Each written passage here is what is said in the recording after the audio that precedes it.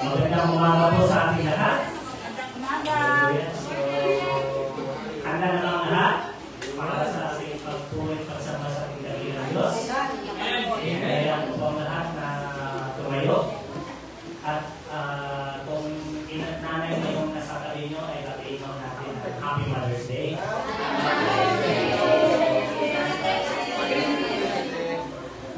Okay na tayo lahat. Handa na lang tayong pumalakpak.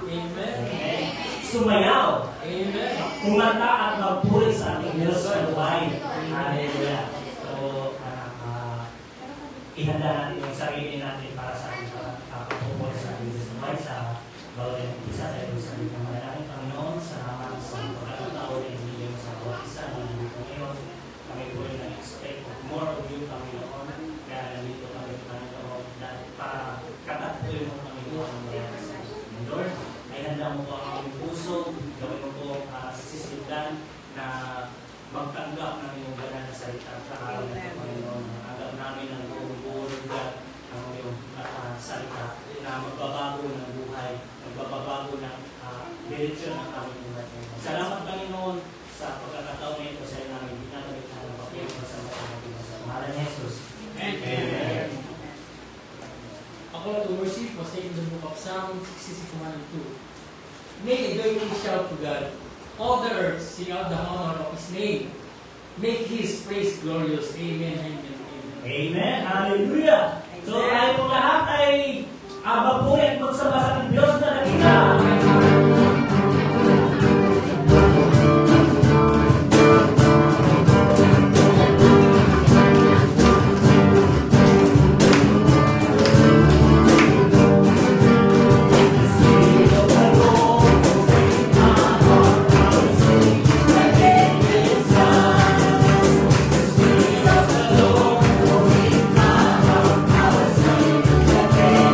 Sun.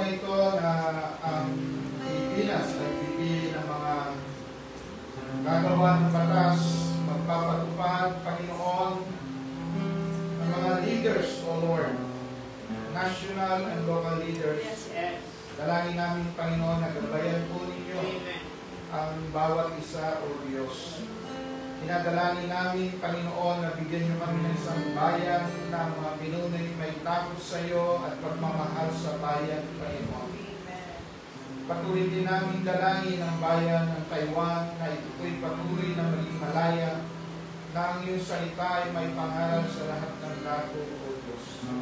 Yan, dalangin din namin ang panahon na ito, Panginoon.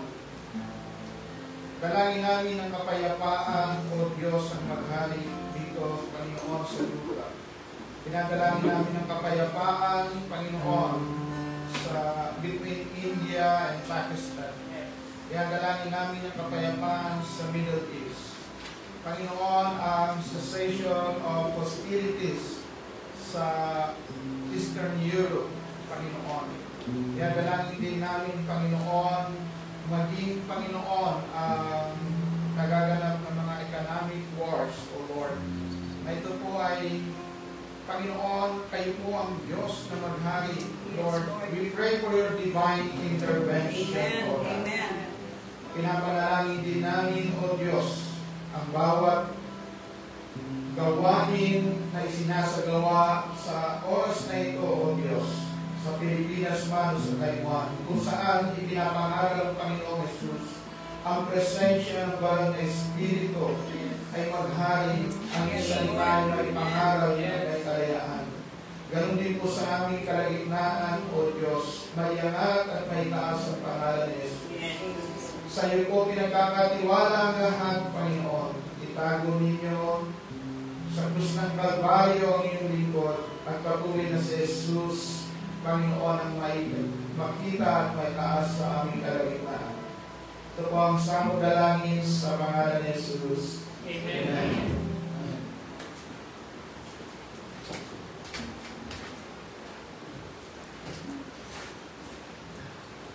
Pumipili po tayo mga tayo.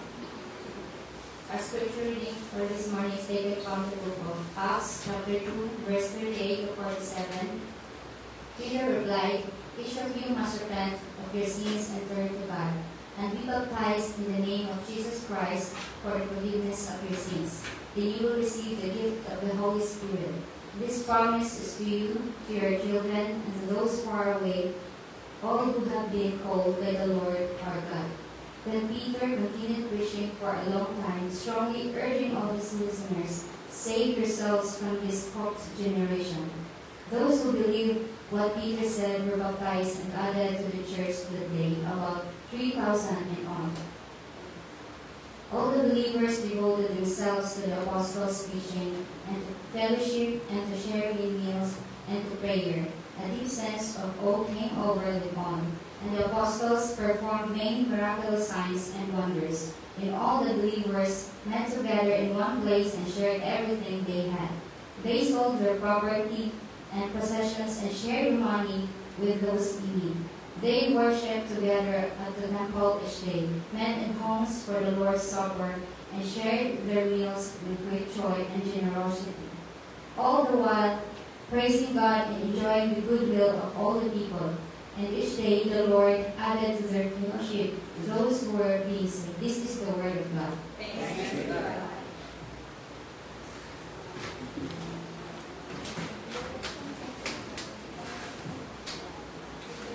Amen. Good morning po. Happy Mother's Day po sa mga nanay. Sa mga nanay at tatay. Happy Mother's Day. Tayo po ay magpapatuloy sa bahagi ng ating pag-aaral sa Acts. Sa ngayon po, tayo po ay nasa series sa Book of Acts.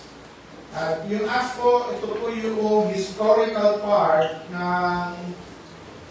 ng New Testament. Narito po, mababalikan natin yung buhay ng mga mananampalataya makatapos ang Panginoong Jesus ay bumalik sa langit o after ascension. At kung ating pong titignan ito, maaari nating makita tayo ba ay nahawig doon sa unang kongregasyon. No? Dito po, narito po tayo sa second part of Acts chapter 2. Kung last week ay pinag-usapan natin yung power behind the church, tayo naman ngayon ay yung people behind doon sa church. So yung Acts 2, ito po, Acts 2 recorded yung pagsisimula ng church, no? Yung Holy Spirit comes upon the disciples, yung second part po niyan na dineclare ni Peter, no? Peter preaches about Jesus Christ. Kasi Jesus Christ yung long-awaited Messiah ng mga Hudyo. And then third, 3,000 people believed, they repented, they trusted, and were baptized. And fourth, believers continue meeting as the first Christian community. Doon po yung kapanganakan ng church. The church was born. No? So, yung church is the Christian community. Pag-aaralan po natin ang Christian community. Marami pong haka-haka at puro-puro pag ano ang Christian community. Pero titingnan po natin siya doon sa light ng salita ng Diyos, doon sa first preaching of the gospel. Ano sila? No? Sila ba ay composed ng napakababanal na tao, ng mga tao na hindi makabasag pinggan? Sila ba ay composed ng mga tao na perfecto? No?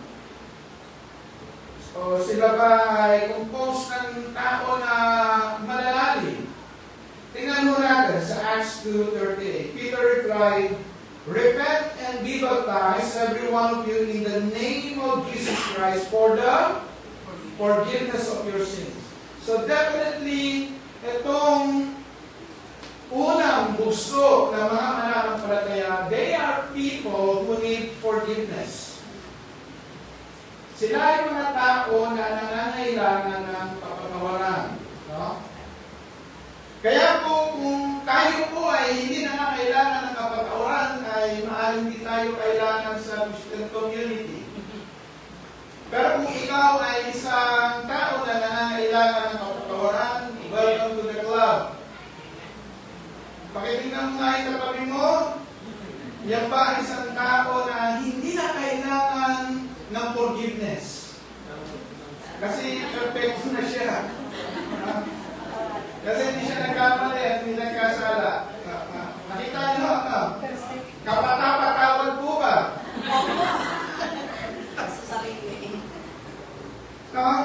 And you will receive the gift of the Holy Spirit. Now that makes the difference. So Christian community comprises of pardoned sinners empowered by the Holy Spirit.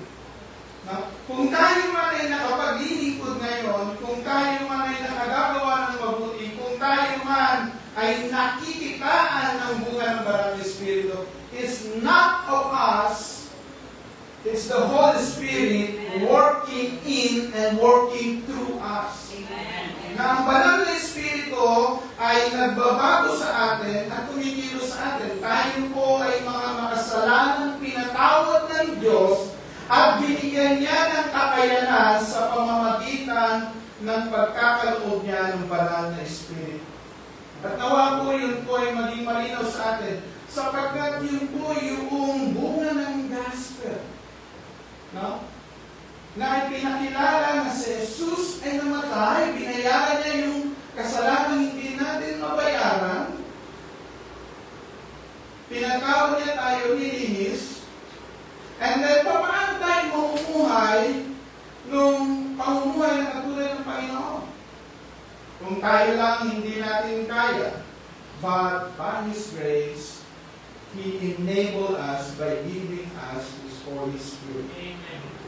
Napawa natin? At yun po yun. No? Kaya minsan, ang nangyayari sa atin, taas na expectation natin sa isang tao na hindi mo na palataya. Mahirap mag-expect sa isang tao na hindi empowered ng Lord. No? At kahit sa atin, na lahat tayo ay under the process.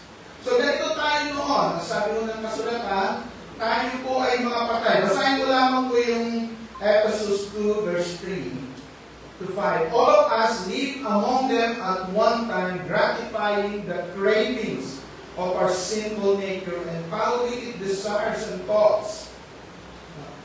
But because of His great love for us, God, who is rich in mercy, made us alive with Christ even when we were dead in transgression. Before Jesus Christ, tayo po ay dead, patay. Yung patay na walang kakayanan. No?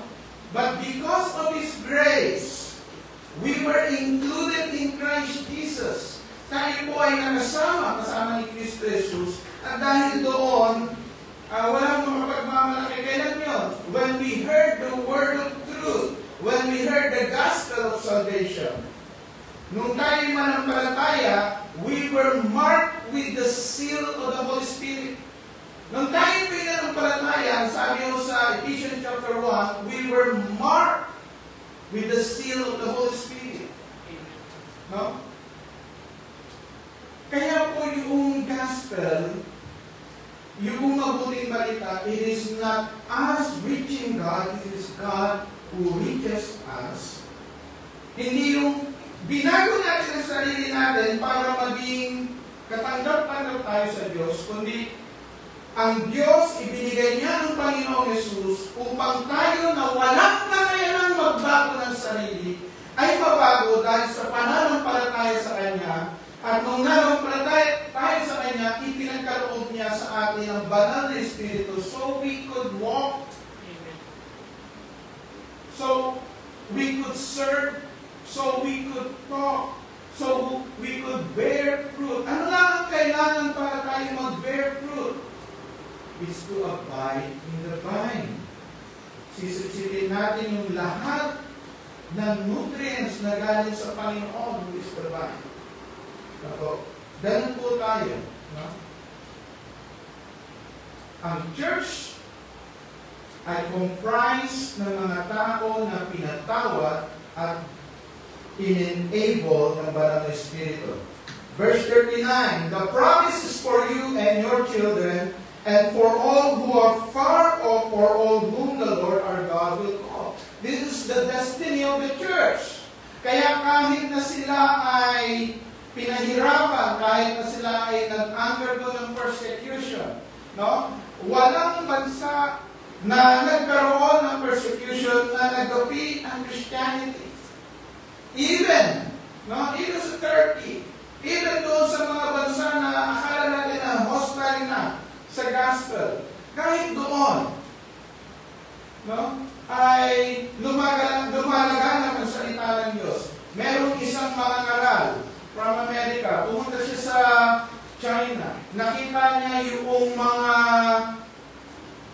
leaders, mga workers, mga pastors ng underground church for 3 days. No? Nakaupo lamang sila, walang upuang maganda, no? At sila na Americans, in-empower nila, nagturo sila, no? Nagbigay sila ng Bible.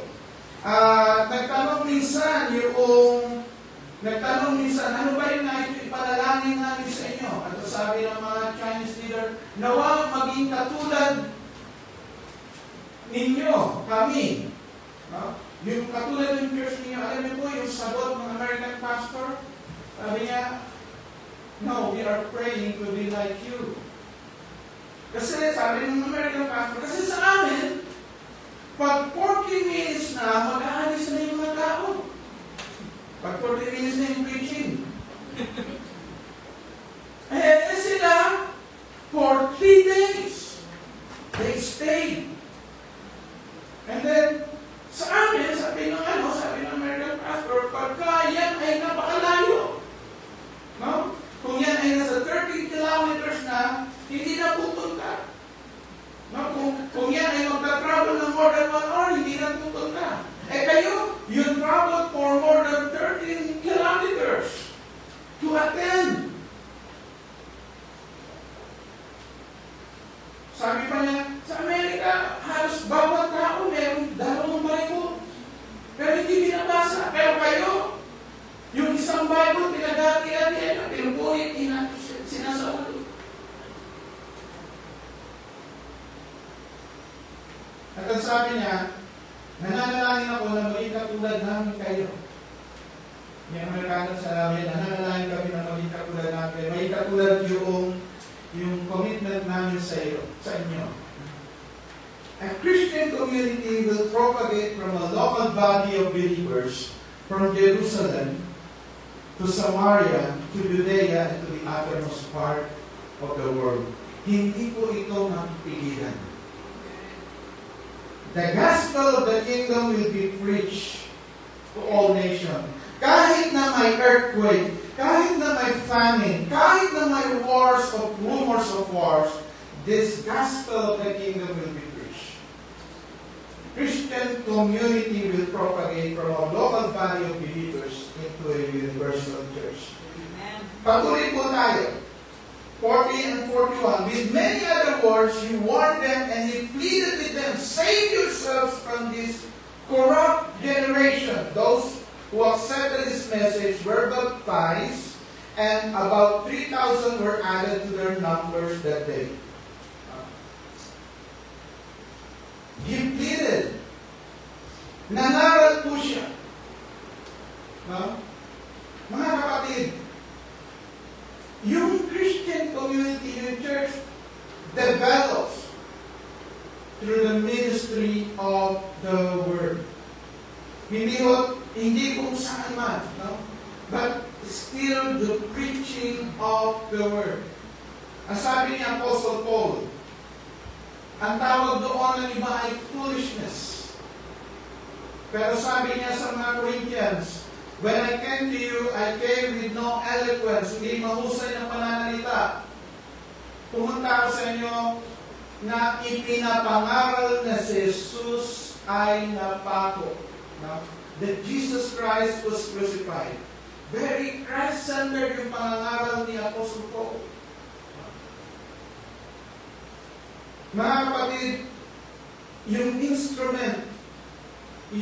instrument para tayo ay lumago spiritually, yung instrument para tayo lumago ay ang salita ng Diyos. Bakit po? Kasi yung salita ng Diyos ang ginagamit ng banal na Espiritu to convict people sa kanilang sin. And without the conviction of sin, there is no real conversion. At yung conversion po nangyayari, hindi dahil sa mahusay, magaling, o maayos na lugar, kundi dahil sa salita ng Diyos, empowered by the Holy Spirit. It is not by might, nor by power, but by His Spirit. At minsan nakala natin, walang kapangyarihan. Meron isang mangaral, isang missionary among Indians. Ang pangalan niya is David Brainerd. Isa po siyang kabataan na missionary na tumugon sa panawagan ng Panginoon. He preaches, he shared the word. And for many years, parang walang convert. Parang walang prutas. Pero nung mauri-urian ng kanyang buhay, among those ay mayroong isang Indian. At mula doon sa isa na yun ay nabuo ang Christian community na hanggang ngayon ay matatrace pa back doon sa buhay ng isang kabataan na inilagan ang kanyang buhay para mangaral among Indians. Mga kapatid, the ministry of God's Word, ito po yung ipinagkaloob sa atin. And those who accepted the message, those who accepted the Word, sila po ay nabaptized and 3,000 were added to their number that day. Now remember, ang ina-add sa church is those who were converted. Pang-apat, nakikita natin dito yung lifestyle nila. They devoted themselves to the apostles' teaching and to the fellowship, to the breaking of bread, and to prayer. Sabi rin sa verse 46, every day they continued to meet together in the temple courts. They broke bread in their homes and ate together with glad and sincere hearts. Ano yung lifestyle nila, no? Teaching, fellowship, communion, pagkain, panalangin. Kaya siguro tamang-tama lang na itong punto na ito ay naitaw sa Mother's Day. Kasi pag sinabi natin sharing meals, breaking bread, o kainan sa Tagalog. Mas maganda sa Tagalog no? Sama-samang pagkain. Pagkain. Naroon lagi doon yung elemento ng kababaihan. And they shared meals, they break bread in their homes. Now remember, hindi na ito yung original 120 o yung 500 disciples. They are closing to around 4,000 believers. So, hindi na sila po pwedeng magkasya doon sa upper room. No? Kung baga, kung i-imagine nyo, kung ang Panginoon will allow us to have in just one day, ma-add sa atin is 100, hindi na tayo magpili dito. Or we could have different services. No? Pero sila, in just one day, 3,000 yung na-add, no? Maaaring na kaisip, ay naku, kumusta kaya yun, no? Yung pangangaral, baka yung 12 ay pagod na sa pagtuturo. Siguro. Pero, merong nagtuturo, pero merong nagluluto. Now, try to imagine 4,000 yung lulutuan. Luluto ng gaway ako. Kalaki yung kawa. No? Hindi ko alam. Hindi ko ma-imagine. Kanina lang nakita ko rin yung kawa. Dala-dala. No? And that Christian community flourishes. Alam niyo po, yung kaibahan pag tayo po ay yung nagsasama-sama, yung fellowship, yung habang nagka-fellowship, kumakain. No, kaya nga ho dito, talagang biblical na pag may teaching, may eating. Pag may teaching, may eating. No? Kaya pagkatapos ng discipleship, may eating yan. Pagkatapos mamaya, may eating fellowship tayo. Kaya biblical po yun.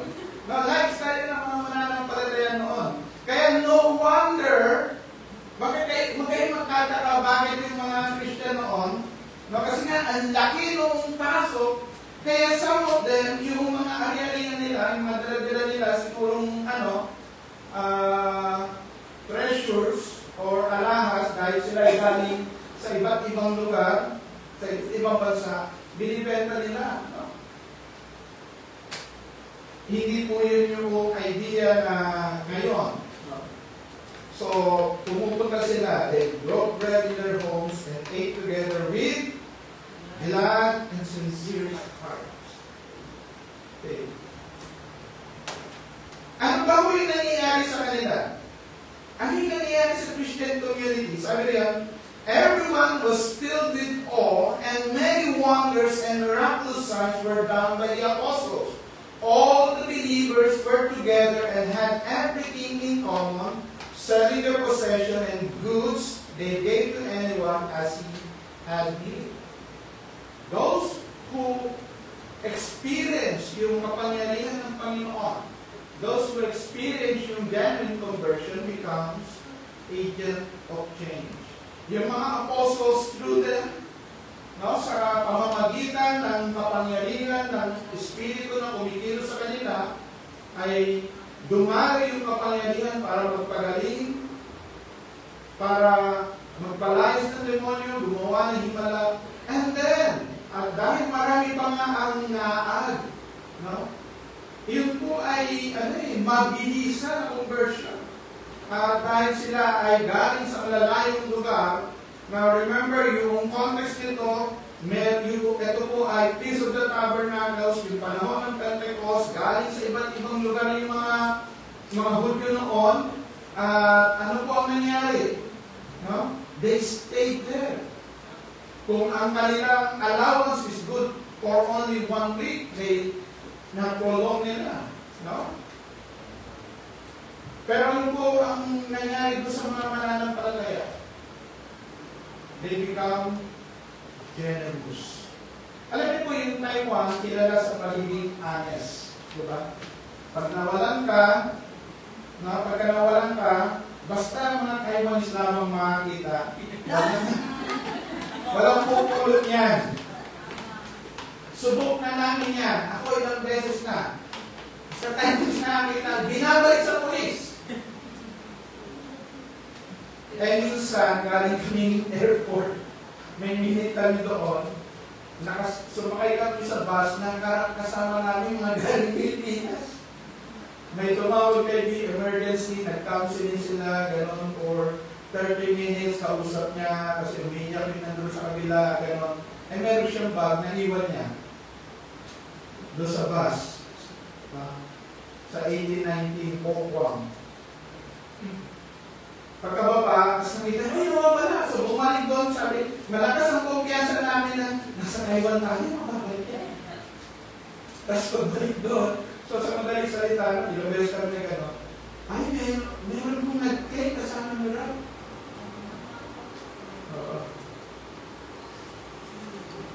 Honest. Yung mga Taiwanese. Pero ano yung kaibahan nito? Yung Christian ay generous. Ano yung kaibahan ng honest at generous? Yung honest, hindi niya kukunin yung hindi sa kanya. Yung generous, kasi makaka-apekto yun doon sa mawawalan. Yung generous ay gagamitin niya yung sa kanya para mabago ang sitwasyon nung wala. Magkaiba po, di ba? At doon po nababago yun. No? And hindi naman lahat ay generous. Yung generosity kasi kailangan niya ng himala. Bakit po? Kasi something to do with what you own. Di ba? Christian community is where converts becomes agents of change. Tingnan po natin yung progress, how it progress, how the church progress. Praising God and enjoying the favor of the people, and the Lord added to their number daily those who were being saved. Sa kahuli-hulihan, mga kapatid, kahit ano man yung gawin natin, it is God who makes things grow. No? Sabi ni Paul, I planted the seed, Apollos watered it, but God made it grow. It's all grace.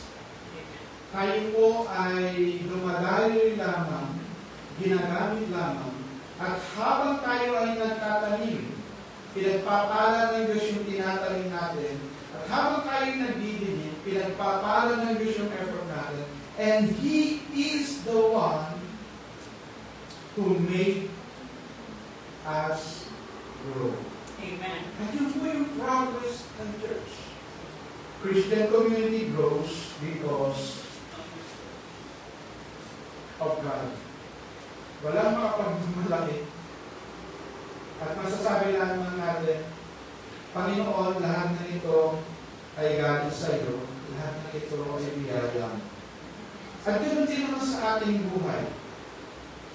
Nagsisikap tayo, nagtatanim tayo ng effort, gumagawa tayo, pero ang nagpapala pa rin ay ang Diyos. Kaya nga po sa ating pagtatrabaho, paghanap buhay, pinapalala natin palagi, Panginoon, pagpalain niyo po yung works of our hand. Pagpalain niyo nga po yung gawa ng aming kamay. Kasi kung nasaan naroon ang pagkilos ng Diyos, naroon ang pagpapala. So, sa kalulian, yung Christian community thrives because members who are pardoned sinners are empowered by God. No? Kahit na mga pinatawad ay kinasihan ng banal na Espiritu. Yung destiny natin, it will go from a local to a global movement. No? And yes, the church grew from handful to a global movement.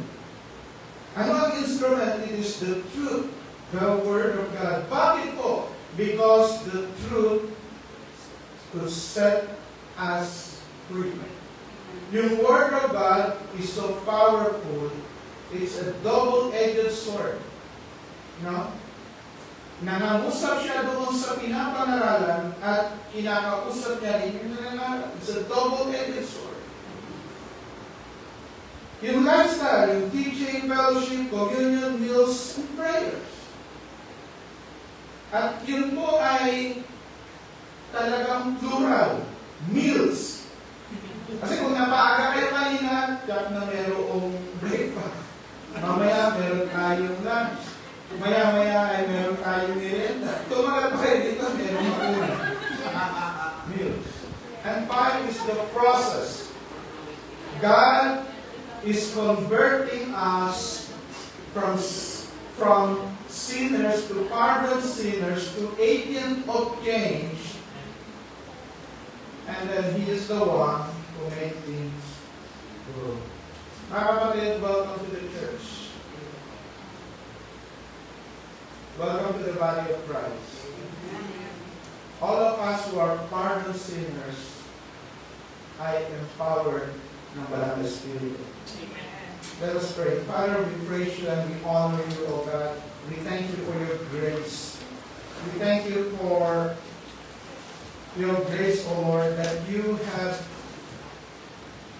pardoned us, you have forgiven us, and then you have empowered us so we could serve, we could love one another.